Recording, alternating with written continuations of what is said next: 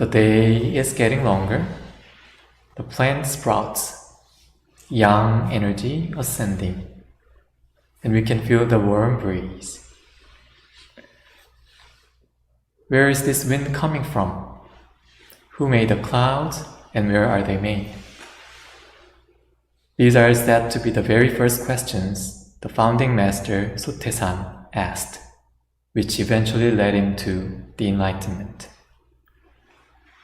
Like Sotaesan started his spiritual journey with a question about wind, and with the recent arrival of the winds of spring, the passage spoke to me.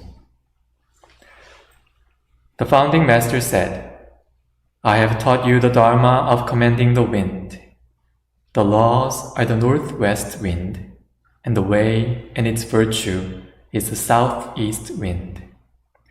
These two winds are the main principles that together regulate our world. The teachings of all the Buddhas and sages since time immemorial, as well as our own doctrines, are the method that makes the southeast wind blow. However, the influence of the southeast wind does not occur through mere preaching or verbal explication. You must make it manifest in your actual practice by first having it blow deep in your minds. You must become commanders of the southeast wind wherever you go by studying and applying widely all the doctrines you learn." End quote. Korea is a peninsula of the Asian continent. So we have seasonal wind, the cold, dry northwest wind in winter, and the hot, humid southeast wind in summer, which brings life and nurtures all things in nature. We can call it harmonious wind.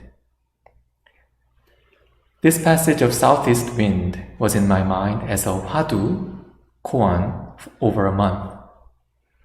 One day, a thought crossed my mind after the weekly English workshop with a member from the Manhattan Temple as a teacher and with other Gyomunyms. The topic was racism, and the question came to my mind, am I racist? Yes, but no. According to the dictionary, racism is having, reflecting, or fostering the belief that race is a fundamental determinant of human traits and capacities, and that racial differences produce an inherent superiority of a particular race. I sometimes sensed dry, cold-hearted wind blowing in my mind. Even though I don't express it out loud, when I look deep inside my mind, I sometimes wonder if I hold certain stereotypes about different people. I wonder about this because I know that other people can have stereotypes of me. When I visited other countries, I remembered having heard about anti-Asian prejudice, and I worried. What if they look down on me, ignore me, or treat me badly because I'm Asian? To be honest, there were times when that kind of thinking made me feel intimidated, even when everyone around me was friendly and polite. All my intimidation actually came only from my mind. I have also heard the term model minority applied to Asian people. It means that we are all supposed to be quiet, docile, hardworking, studious, and polite people. Well, some of these qualities, such as being polite and hardworking, are ones that we strive for. But when I think about it, it doesn't feel that great. It feels a little patronizing. While I considered others' biases about me, I was simultaneously seeing others in a biased view. Unlike the United States, Korea is a nation comprised of a single ethnicity, and people of different colors stand out. So when I used to see immigrants in Korea, in some ways, I pitied them. Maybe because they are away from home and their family, doing manual labor, and sometimes not being treated well. I also heard the news that runaway immigrants became illegal residents, causing problems. So, when I encountered them, I sometimes thought, oh, what if they cause some problems? While feeling sorry for them and a bit superior at the same time. Of course, there are some characteristics that people within any given community share in common. But we all are different, and it is often dangerous to generalize these attributes to everyone. The racism I projected and experienced was mild, not so spicy. But when you take such a small prejudice for granted, it will gradually build up and grow.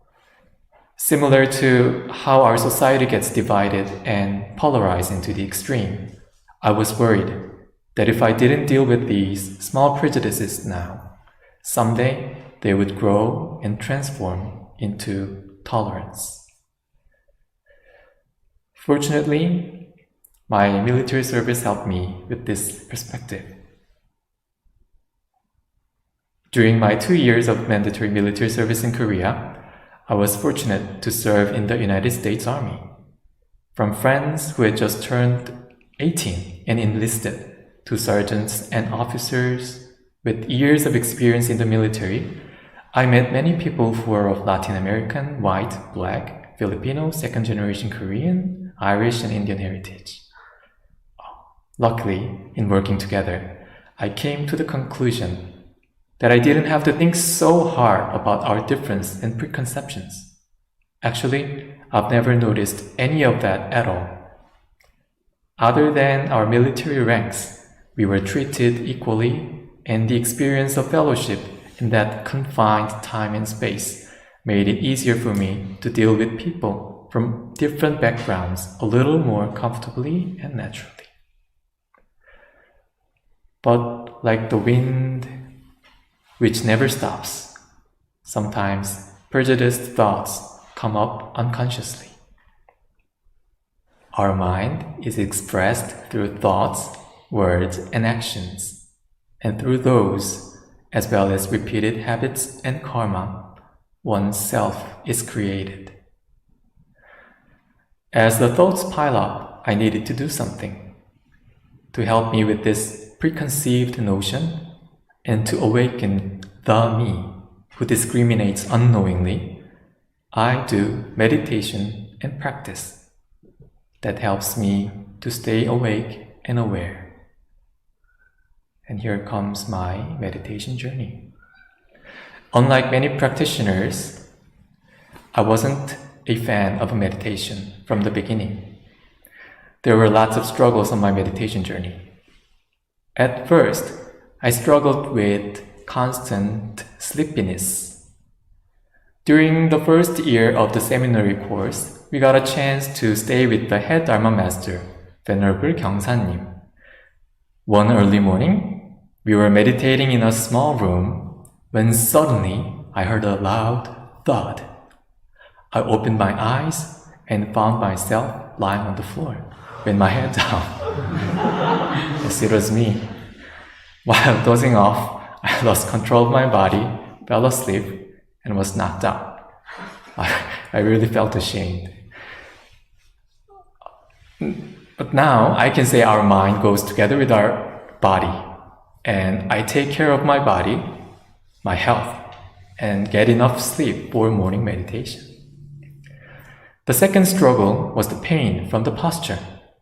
When I sat down, I felt like every part of my body was crying. My knees, ankles, back, neck, and etc.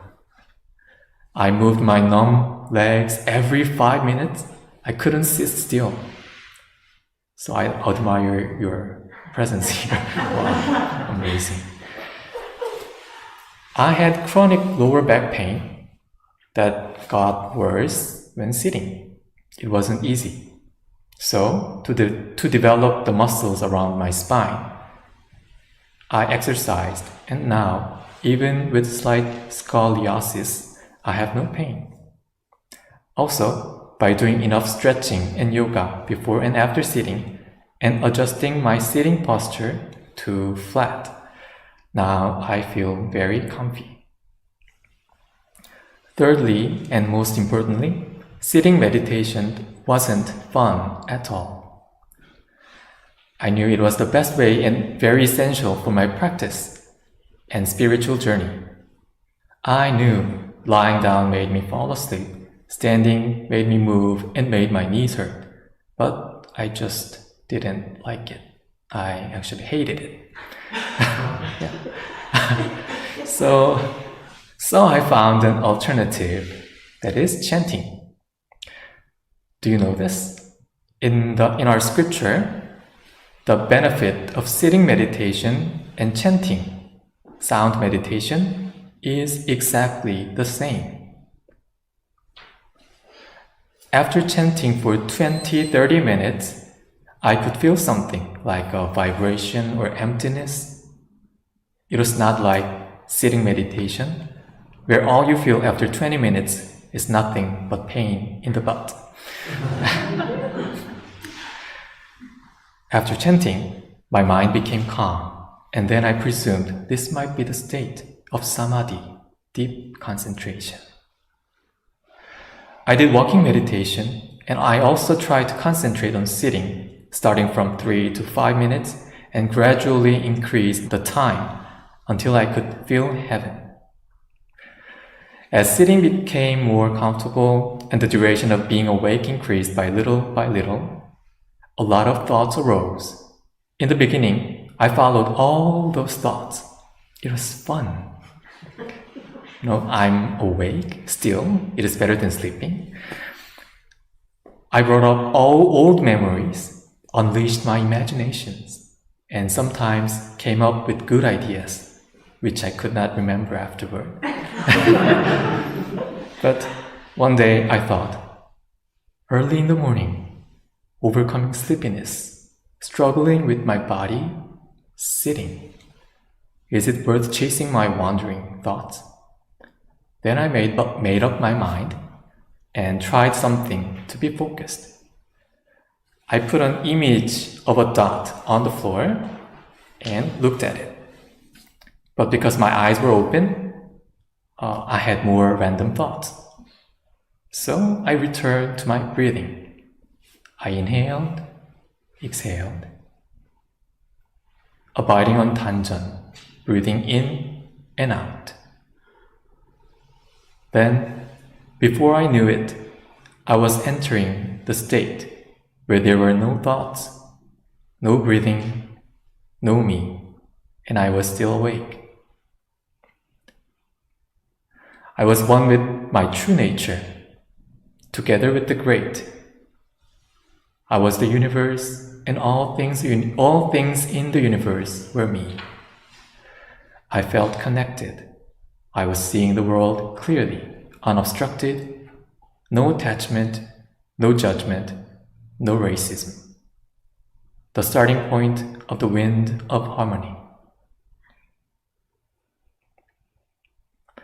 We are all different people, but there is one thing we share in common. That is our true nature. When we stay in that place, we still see the differences, but not as discrimination, and we are not drawn to them or influenced by them. The seed of prejudice is planted in the mind ground, which is originally free from disturbance, delusion, and wrongdoing, like Shaun Song behind me. As founding Master Sotaesan said, we come to the service and practice to learn how to blow the wind of harmony.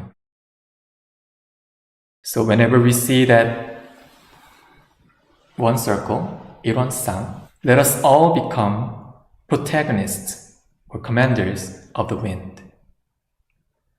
Let each of us blow the wind of harmony that nurtures all spirits again this spring.